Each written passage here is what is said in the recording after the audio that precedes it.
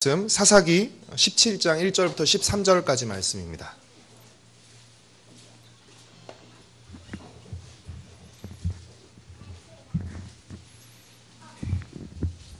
사사기 17장 1절부터 13절까지 말씀, 저와 여러분이 한 절씩 교독하고 마지막 절은 함께 읽도록 하겠습니다.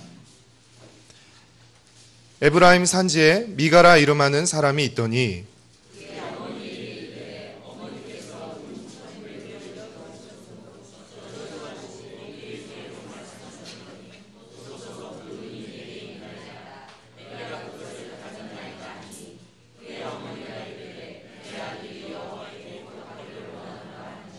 미가가 은 1,100을 그의 어머니에게 도로 주매 그의 어머니가 이르되 내가 내 아들을 위하여 한 신상을 새기며 한 신상을 부어 만들기 위해 내 손에서 이 은을 여호와께 거룩히 드리노라. 그러므로 내가 이제 이 은을 내게 도로 주리라.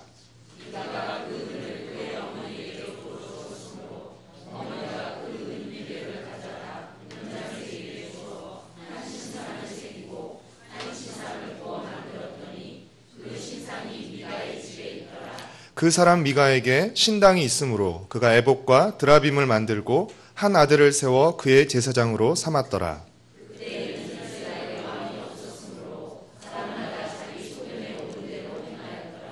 유다 가족에 속한 유다 베들레헴에 한 청년이 있었으니 그는 레위인으로서 거기서 거류하였더라.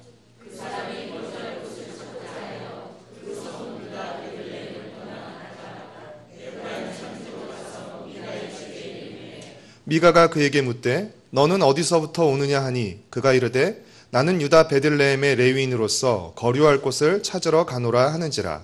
미가가 그에게 이르되 내가 나와 왕의 거처하며 나를 위하여 아버지와 제사장이니라.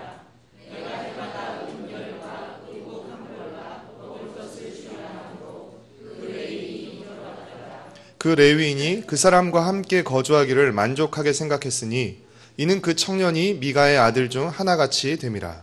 미가가 그 레위인을 거룩하게 구별하매 그 청년이 미가의 제사장이 되어 그 집에 있었더라. 함께 읽겠습니다. 이에 미가가 이르되 레위인이 내 제사장이 되었으니 이제 여호와께서 내게 복 주실 줄을 아노라 하니라. 아멘.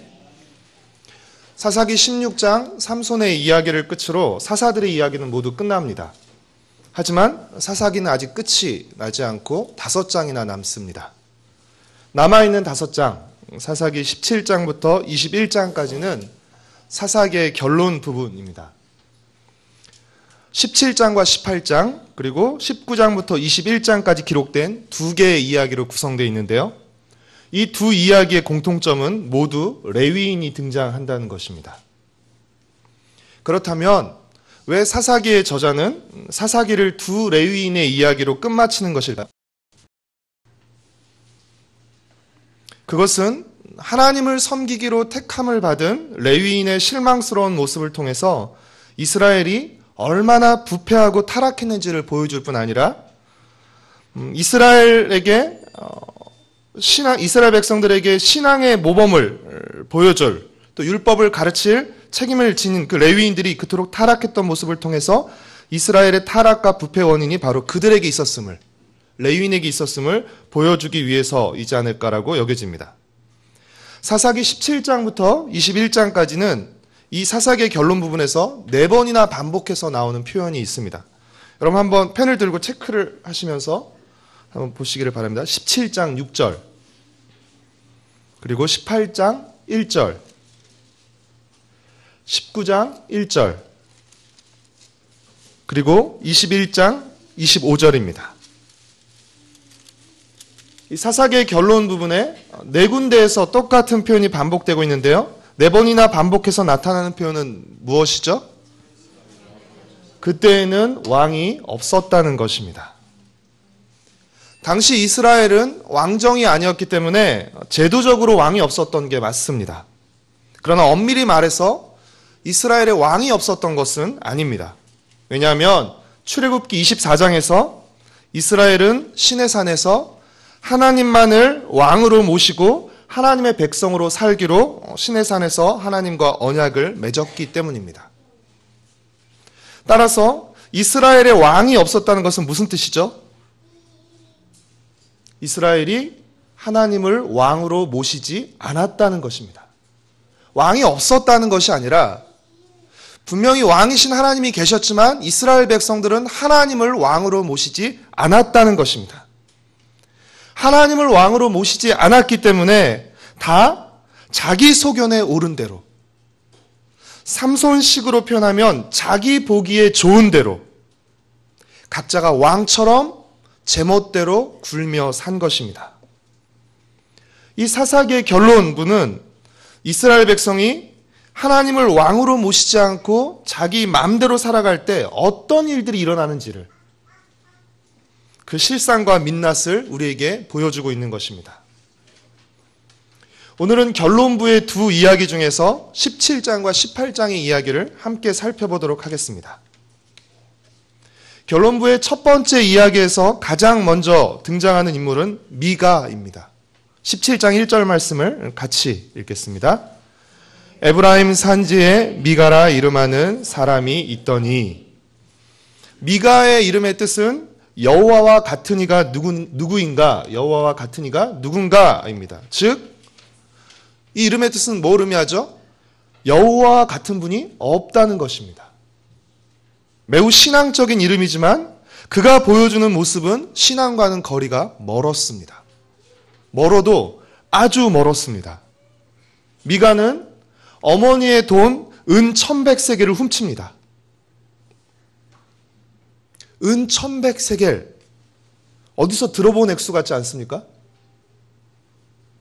어디서 들어본 것 같지만 기억은 나지 않는 액수죠.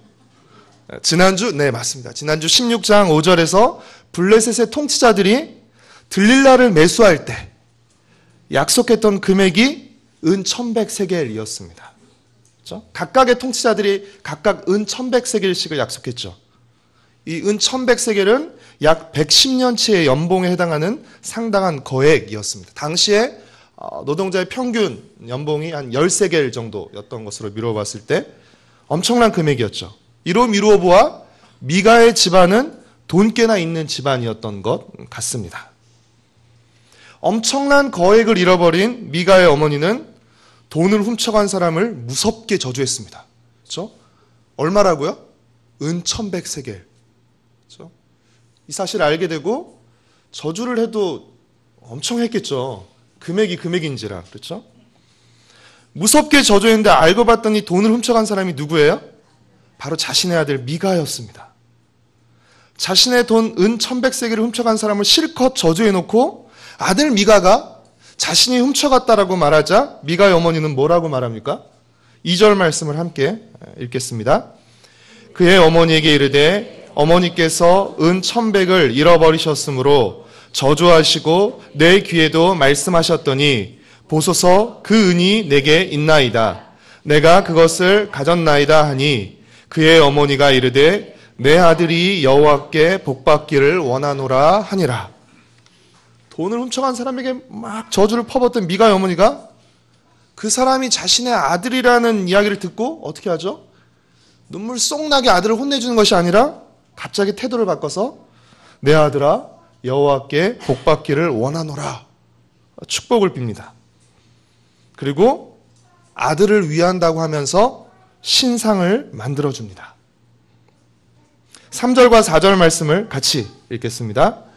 미가가 은 1100을 그의 어머니에게 도로 주매 그의 어머니가 이르되 내가 내 아들을 위하여 한 신상을 새기며 한 신상을 부어 만들기 위해 내 손에서 이 은을 여호와께 거룩히 드리노라. 그러므로 내가 이제 이 은을 내게 도로 주리니 미가가 그 은을 그의 어머니에게 도로 주었으므로 어머니가 그 은 200을 가져다 은 장색에게 주어 한 신상을 새기고 한 신상을 부어 만들었더니 그 신상이 미가의 집에 있더라. 이 미가 어머니의 행동도 기가 막히지만 그 이후 미가의 행동도 더 기가 막히고 어처구니가 없습니다. 5절 말씀을 같이 읽겠습니다. 그 사람 미가에게 신당이 있으므로 그가 에봇과 드라빔을 만들고 한 아들을 세워 그의 제사장으로 삼았더라.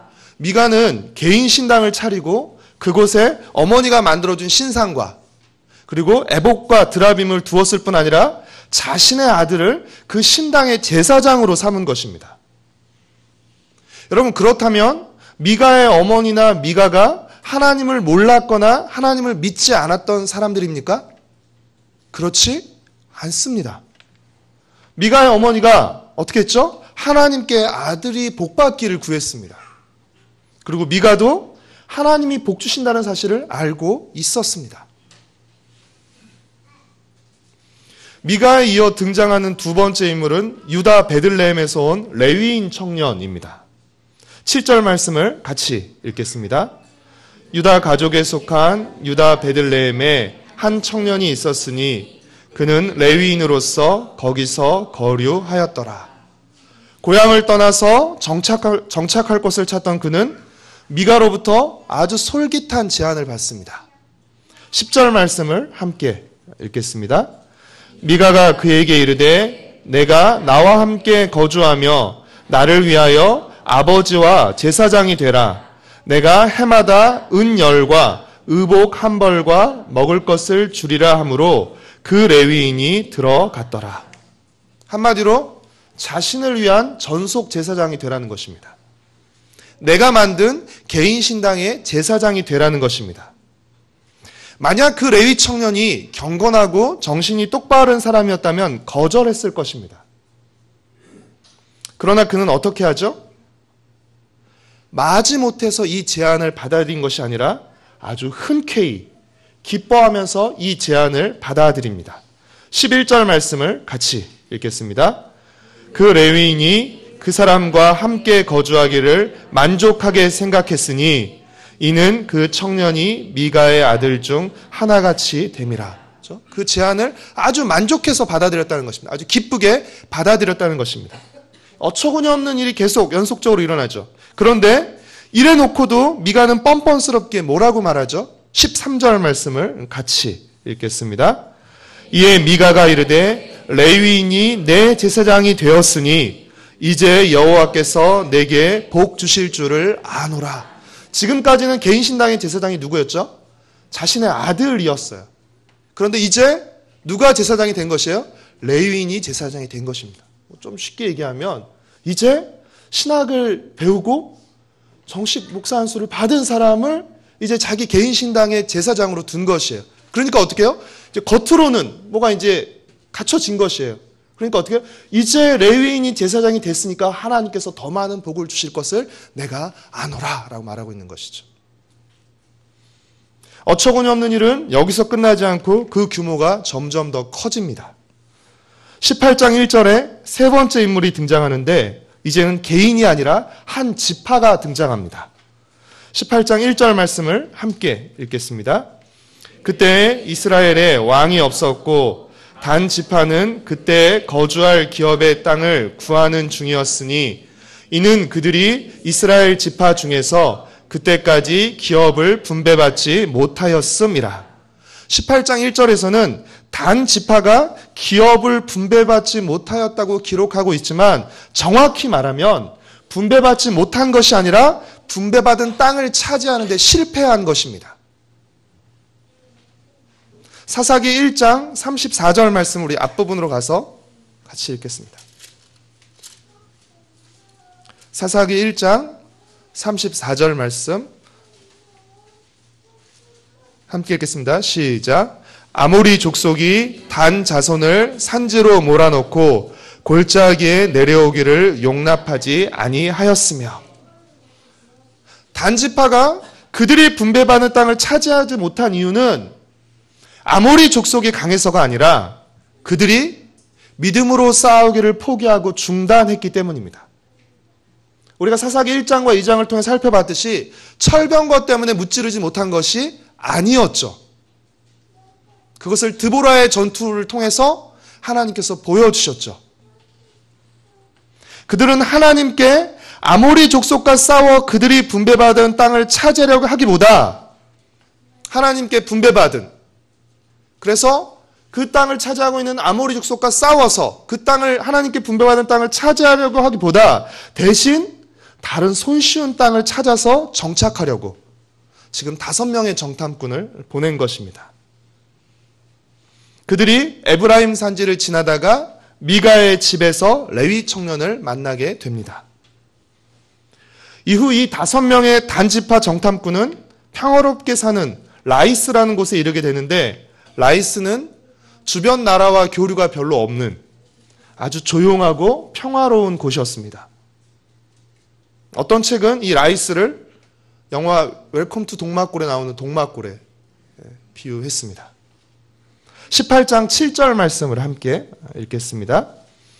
이에 5사람이 떠나 라이스에 이르러 거기 있는 백성을 본즉 염려 없이 거주하며 시돈 사람들이 사는 것처럼 평온하며 안전하니 그 땅에는 부족한 것이 없으며 부를 누리며 시돈 사람들과 멀고 어떤 사람과도 상종하지 아니함이라.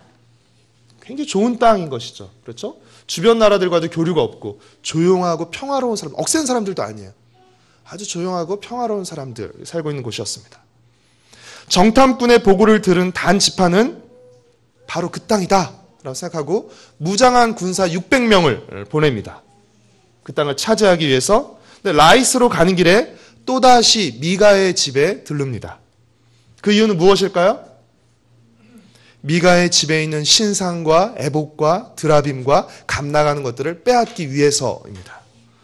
18장 18절 말씀을 같이 읽겠습니다. 그 5사람이 미가의 집에 들어가서 그 새긴 신상과 에봇과 드라빔과 부어 만든 신상을 가지고 나오매 제사장이 그들에게 묻되 너희가 무엇을 하느냐. 처음에 정탐하러 갈 때는 5명이 갔지만 지금은 몇 명이 간 거죠? 605명이 간 거죠. 그렇죠? 그 정탐꾼들이 무장한 600명을 이끌고 지금 미가의 집 앞에 600명을 세워두고 들어가서 미가의 집에 있는 감나가는 것들을 지금 가지고 나오니까 제사장, 레위 청년이 뭐라고 말해요? 아주 소심한 목소리로. 큰 목소리를 말하면 혼날 수 있으니까 지금 뭐 하시는 겁니까? 이렇게 물어보죠. 그러다 5명의 정탐꾼들이 뭐라고 말하죠? 좋은 말 할 때 조용히 하라고 말하죠. 좋은 말 할 때 조용히 해 라고 말하죠. 그러면서 역으로 그에게 새로운 제안을 합니다. 그 제안의 내용이 무엇입니까? 18장 19절 말씀을 함께 읽겠습니다. 그들이 그에게 이르되 잠잠하라. 내 손을 입에 대라. 우리와 함께 가서 우리의 아버지와 제사장이 되라. 내가 한 사람의 집에 제사장이 되는 것과 이스라엘의 한 지파, 한 족속의 제사장이 되는 것 중에서 어느 것이 낫겠느냐 하는지라. 한마디로 한 집안의 제사장이 되는 것보다 한 지파의 제사장이 되는 것이 훨씬 더 폼나지 않겠느냐는 것입니다. 그리고 대우도 더 낫지 않겠느냐 하는 것입니다. 이 제안에 우리 레위 청년 어떻게 반응했을까요? 줏대도 의리도 없이 기뻐하면서 어떻게 해요? 스스로 에봇과 드라빔과 신상을 챙겼습니다. 뭐 하십니까? 하다가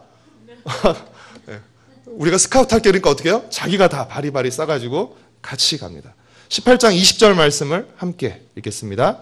그 제사장이 마음에 기뻐하여 에봇과 드라빔과 새긴 우상을 받아가지고 그 백성들 가운데로 들어가니라. 그렇죠? 그 행렬에 함께 합류하게 됩니다.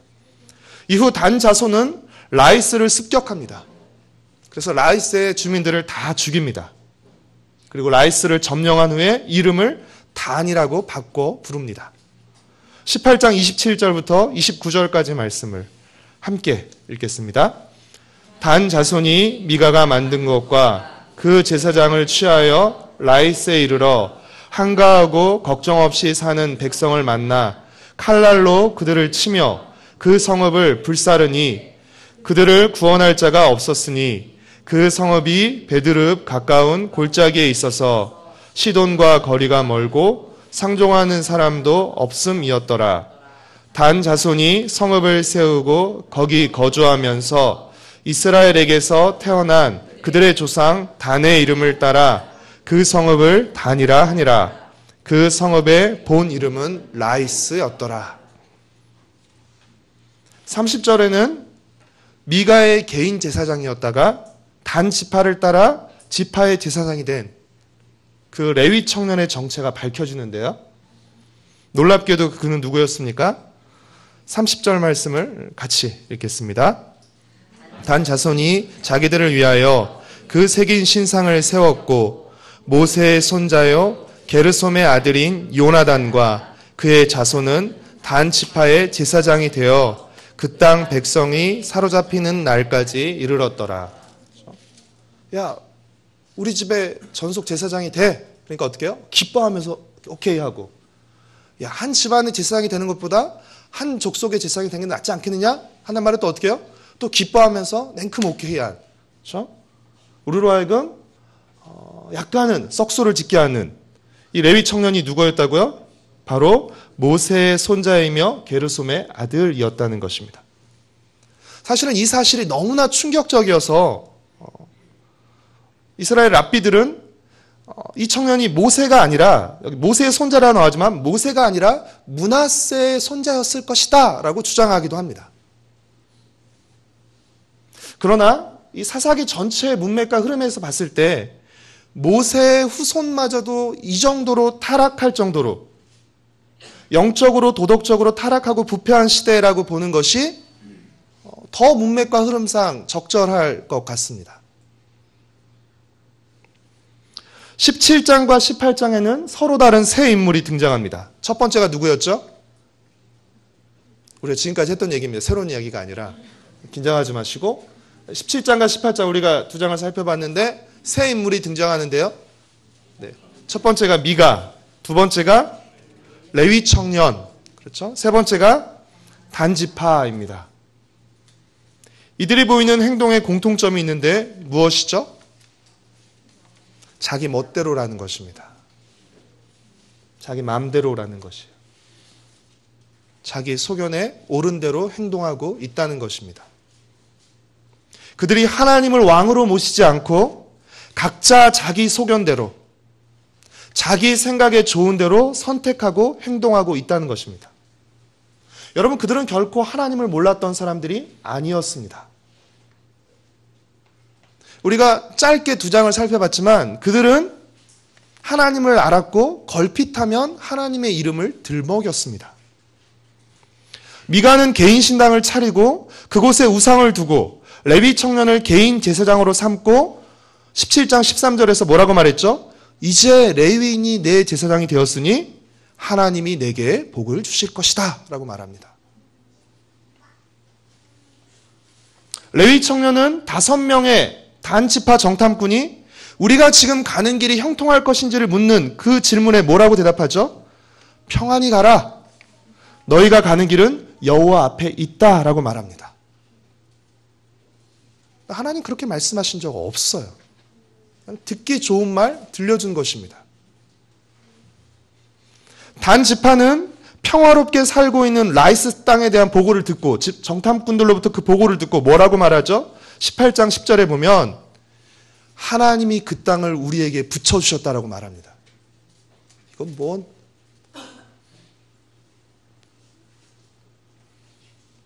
하나님이 그 땅을 우리 손에 넘겨주셨다라고 말하고 어떻게 해요? 학살을 감행하는 것입니다. 그들은 하나님의 이름을 들먹이면서 행동하지만 실제로 그들이 하는 행동은 어떤 행동들이에요? 하나님이 금하신 행동들입니다.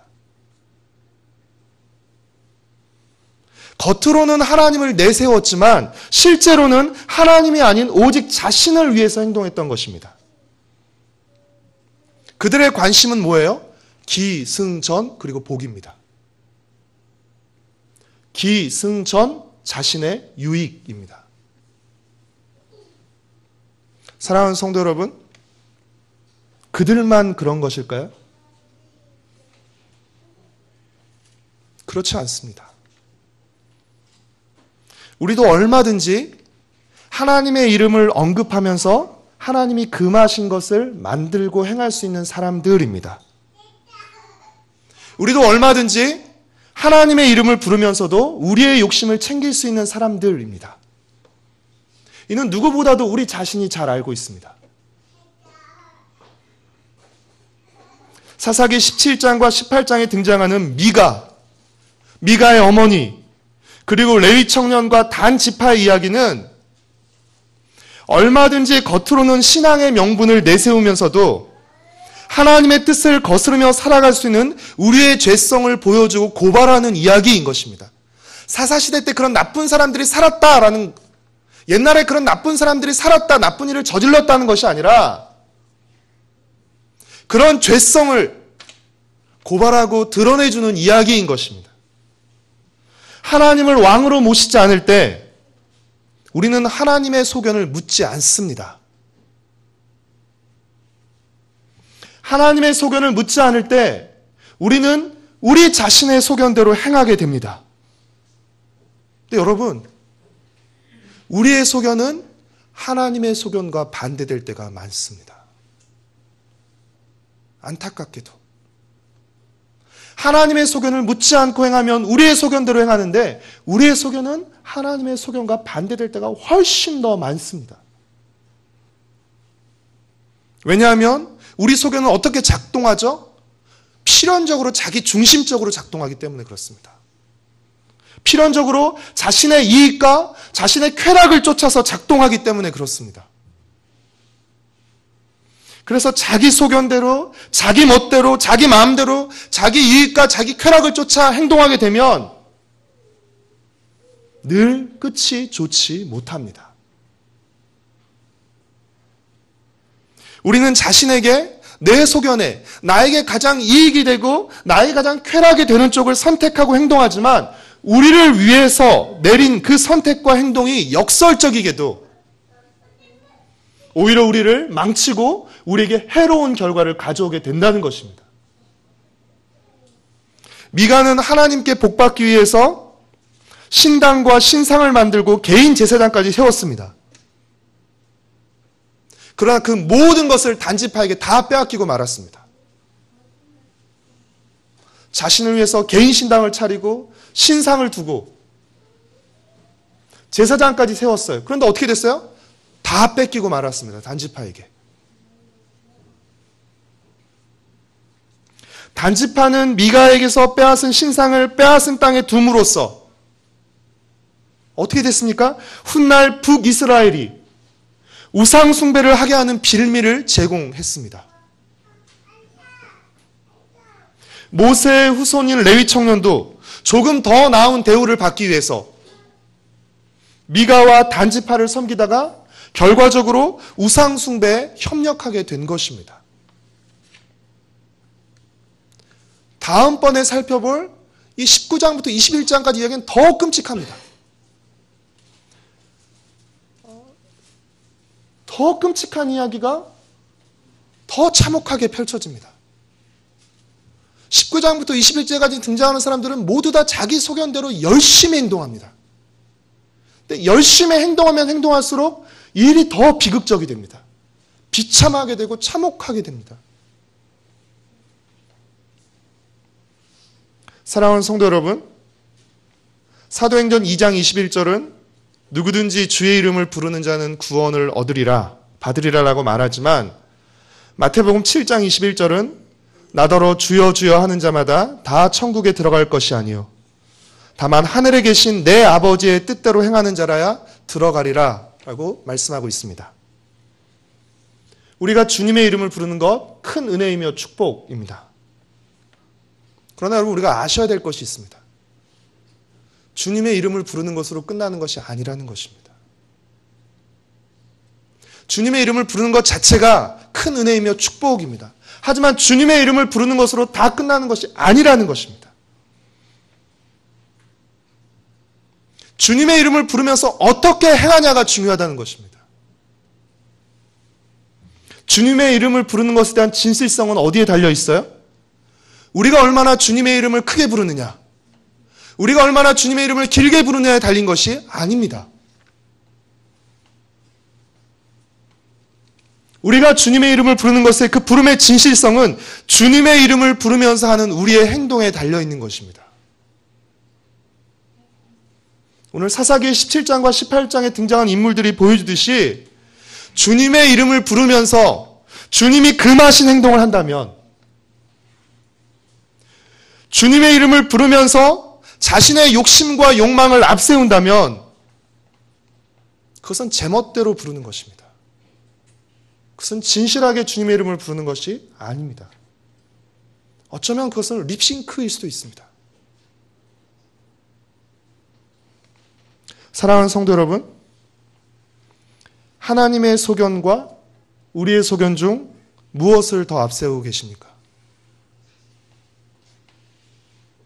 우리에게는 하나님을 섬기려는 마음과 하나님께 복을 받으려는 마음 중 어떤 마음이 더 큽니까? 여러분 반드시 명심하셨으면 좋겠습니다. 하나님이 우리의 왕이시며 왕이신 하나님을 섬기는 것이 우리의 목적입니다. 한번 따라서 해보시겠습니까? 하나님이 우리의 왕이시며 왕이신 하나님을 섬기는 것이 우리의 목적이다.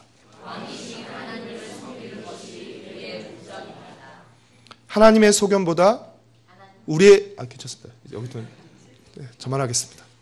하나님의 소견보다 우리의 소견을 앞세우는 순간, 하나님의 뜻보다 우리의 욕망을 추구하는 순간, 하나님을 섬기는 것을 목적이 아닌 수단으로 삼는 순간, 하나님이 아니라 우리 자신이 왕이 되는 것입니다. 하나님이 아니라 우리가 왕이 되어 우리의 소견대로 살아갈 때 우리는 필연적으로 자기 이익과 쾌락을 쫓아 살아가게 될 것이고 이로 인해 결국 불행한 결과에 이르게 될 것입니다.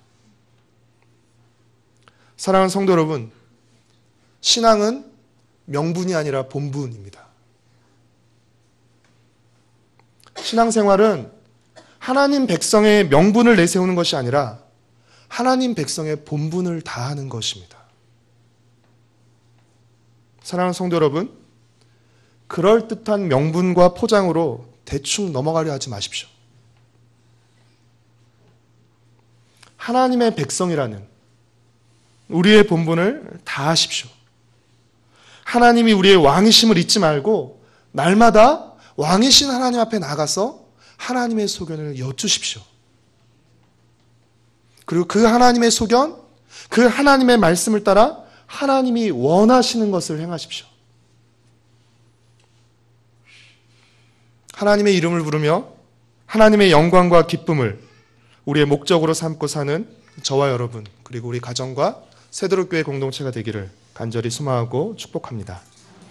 찬송가 549장 우리 함께 같이 찬송하신 후에 기도하겠습니다.